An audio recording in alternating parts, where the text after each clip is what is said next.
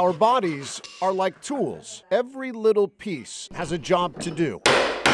But when one small piece of Colin McEwen stopped working, oh gosh, so did he. It kind of feels like your intestines are being eaten by a bear, to be honest. Colin had just turned 30, had just gotten engaged when he got sick, and it got worse and weird. Hallucinations, insomnia, his hands stopped working, then his arms. One day my thumb was, not working very well.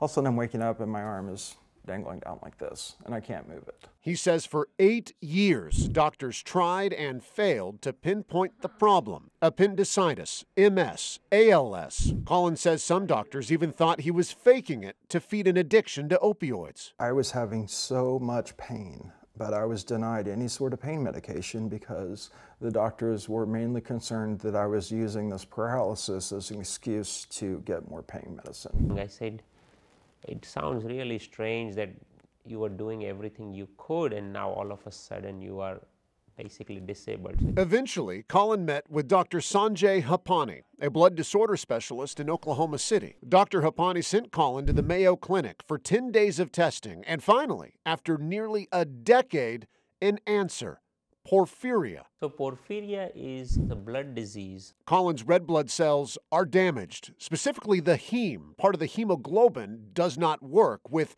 disastrous results for the body. And I was like, oh my gosh, it was like reading my life story right there. For most people, being diagnosed with a rare, incurable disease would be devastating. For Colin, it was the opposite. To find out that it is one disease, that there are options available to mitigate the disease and that you can live with this disease, that was the greatest relief of my life. Now that he knows what he's up against, Colin feels back in control. He undergoes weekly blood transfusions while fighting daily pain and fatigue.